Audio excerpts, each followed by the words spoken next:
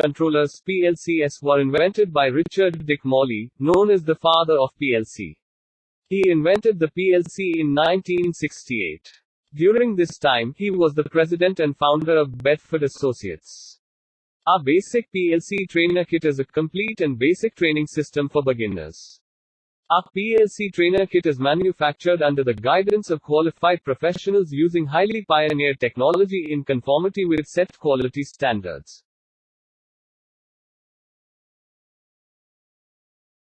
It contains 3 modules, namely an SMPS for power supply, a wire terminal block, and an assembly of I/O cards. The I/O cards assembly is mounted on a thin rail.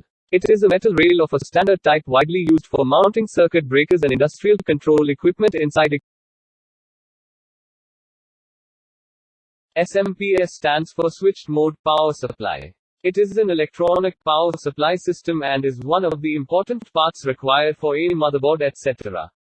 It uses a switching regulator to regulate and stabilize efficiently the output voltage by turning on and off load current.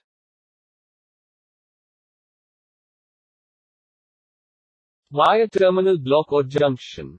A terminal block is a tool used to safely connect 2 or more wires together. These terminal blocks use a clamping component and conducting strip to securely organize connecting wires. Other names for terminal blocks are connection terminals, terminal block connectors, and screw terminals.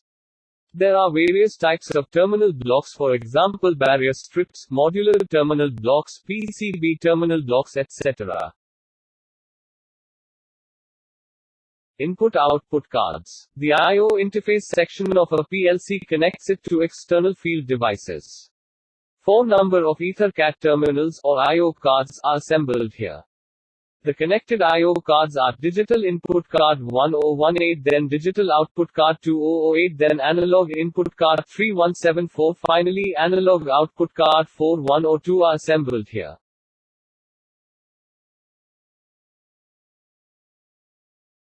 Digital input cards. A digital input, also referred as discrete input, is an input that is either on or off or connected to the PLC digital input. In the on condition it is referred to as logic 1 or logic high, and in the off condition it is referred to as logic 0 or logic low. These condition is established by sensing the status of limit switches, push buttons, and other discrete sensors, etc. Digital output cards. A digital or discrete output is either in an on or off condition. Solenoids, relays, contactor coils, lamps, valves, and motor starters are example of devices connected to the digital outputs. This output is used to drive high current electromagnetic loads, etc. Analog input cards. An analog input is an input signal that has a continuous signal. Typical inputs may vary from 0 to 20 mA, 4 to 20 mA, 0 to 10 volts. For example, a level transmitter monitors the level of a liquid in the tank. Depending on the level, the transmitter sends signal to the PLC, whose strength can either increase or decrease as the level changes. Other examples are thermocouples, strain gauges, or pressure sensors, etc. Analog output cards. An analog output is an output signal that has a continuous signal. Typical outputs may vary from 0 to 20 mA, 4 to 20 mA, 0 to 10 volts. For example, an electro-pneumatic transducer sending signals to flow control valve. Other examples are voltmeters, X-Y recorders, servomotor drives, etc.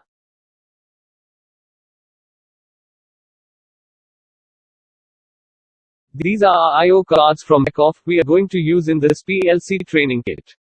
This is a EtherCAT coupler, which gives connection to feed bus and from controller to I/O cards. This is input card AL1018 with 10 microsecond filter time. This is digital output card with 24 volt DC and 0.5 ampere current output.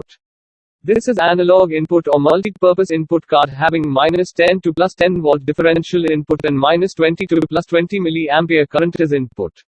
This is 0 to 10 volt output card, and this is a bus end cap.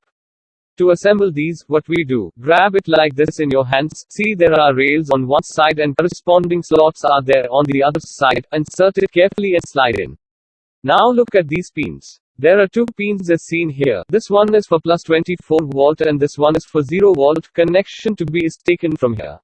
Now similarly slide remaining cards and assemble it carefully. All these cards work on EtherCAT communication.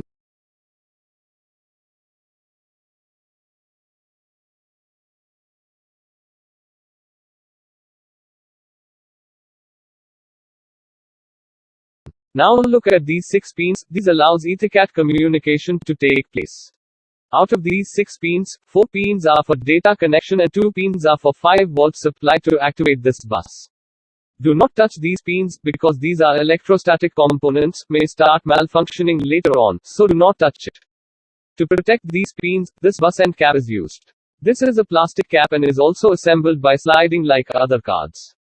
Now this coupler and I/O cards are ready to use and we can mount this assembly on DIN rail. This is our EtherCAT coupler AK1100. LED are provided at the top for visual notifications. Now turning this coupler in sidewise direction, we can see LAN port. This is in port and the other one is out port. There are 3 ports for 24 volts, 1, 2 and 3, orange in color. Further there are 3 ports for 0 volts, 1, 2 and 3, blue in color. Please remember that these 2 are for the peripheral supply to the other I/O cards, while these 2 top ones are for the activation of EtherCAT coupler called board supply.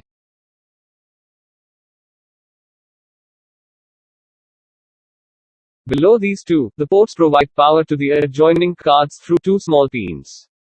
This is EtherCAT bus, generally called as A bus. From this bus only, the coupler communicates with other I/O cards.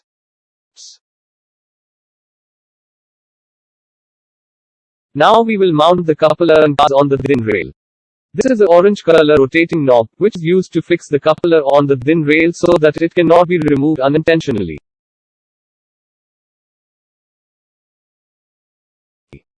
Fix the EtherCAT coupler using a small pressure on the DIN rail. Thus this EtherCAT coupler is mounted. Now take the digital input card and mounted it on DIN rail by sliding like this. Take digital output card 2008 and mount it similarly. One can easily observe these 2 pins, which are getting inserted in the corresponding recess of nearby card for peripheral supply.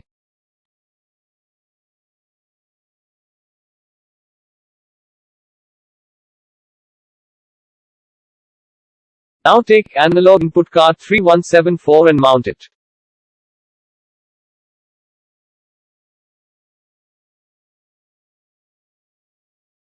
Now pick the analog output card 4102 and mount it exactly in the similar fashion.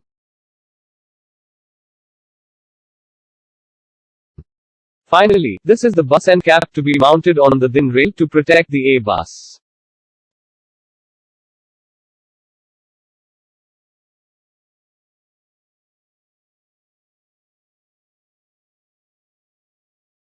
Now to secure it, use this orange knob and lock it. Once locked, it cannot be removed without unlocking it.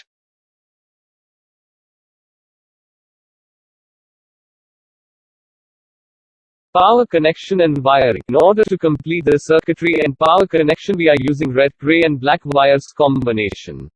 For digital signals, to use yellow wires for input and red wires for output signals. For analog input and output signals, again a combination of yellow, red and gray wires are used. Yellow wire for positive input signal, red wire for positive output signals, while gray wire is for negative input and output analog signals. Power is supplied to the SMPS via a power switch having red, black and green colored wires connected to the input terminals.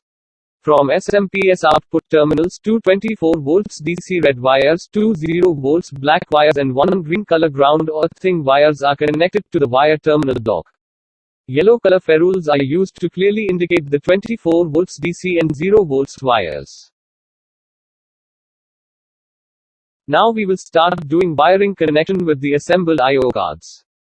Look at the holes on the front side of EtherCAT coupler. There are 2 types of holes. One is round hole and other one is square hole. Insert and push the screwdriver in the square hole and hold it. You will observe that the round hole is opened up and ready to take wire. This is a 0-volt master hole, so insert a black wire in it and remove the screwdriver. It is tightly fitted in that hole and cannot be removed easily.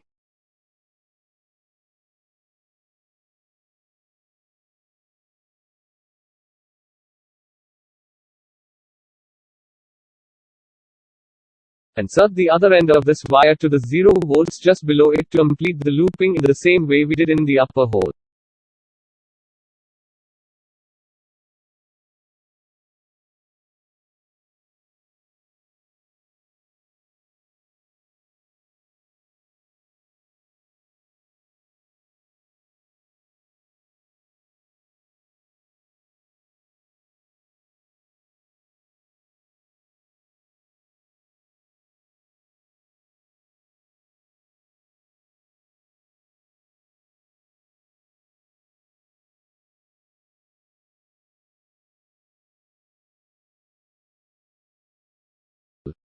This is 0 volts peripheral hole. Now complete the parrot connection of 0 volts by using two wires from coupler to the outlet side of wire terminal block.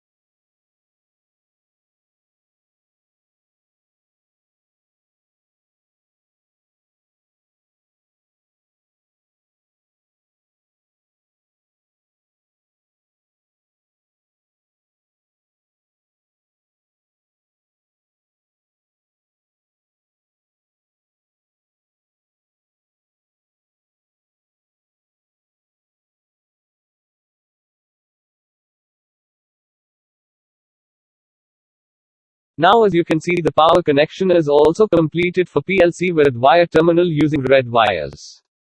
Ferrules are used to make wires clearly identifiable. It also helps in correct wiring. To make this bunch of wires look systematic, a cable tie is used.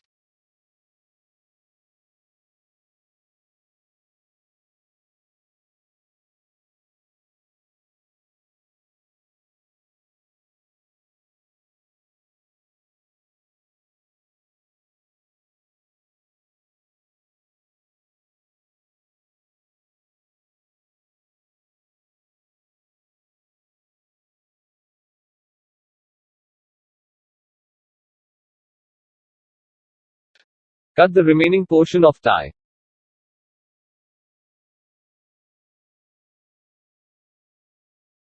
We are denoting input wire by yellow color and by symbol I and output by symbol Q on the ferrules of the wires for the clear understanding. This is our yellow wire IO and red wire for output by Q0. Now we will do connections for the signals. This is the input wire I0. We will insert it in its respective port of digital input card.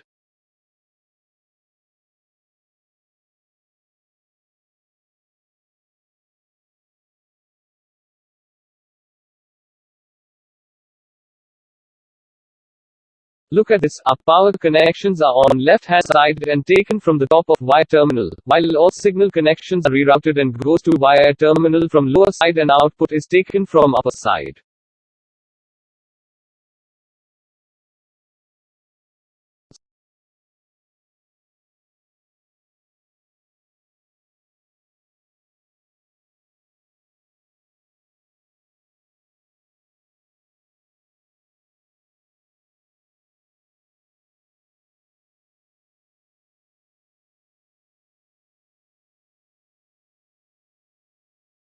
It can be vice versa also, but we are following this practice only.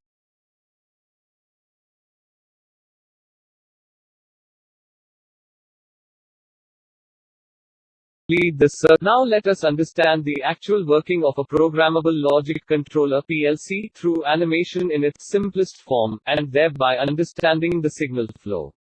We know that a PLC setup monitors continuously the state of input devices by accepting the input information and make decisions based upon a custom program written logically in a CPU with processor and program memory to control the state of output devices, thereby controlling the entire process. Thus, PLCs operate in a repeating loop once the user determines the input and output devices. Let us consider a process which is controlling the temperature of a hot air chamber at 60 degrees Celsius, and supplying hot air to a drying chamber by operating a fan. A resistance temperature detector RTD is fitted in hot air chamber to monitor its temperature and giving input signal to input PLC card. It can also be any other temperature sensor as per the requirement. The PLC programming is done in such a way that when temperature of hot air chamber falls below 60 degrees Celsius, it will give signal to switch on the heater through output card till the temperature reaches to 60 degrees Celsius. This can be observed on the dial of temperature indicator TI as well. In some another scenario, when temperature of hot air chamber maintains at 60 degrees Celsius, it will give signal to keep the heater in off condition through output card. In another situation, if the temperature of hot air chamber becomes high and reaches say to 80 degrees Celsius, it will give signal to keep the heater in off condition through output card, while at the same time start blowing the siren. Let us check all these scenarios manually by using the set temperature buttons and observing the direction of flowing current or signals.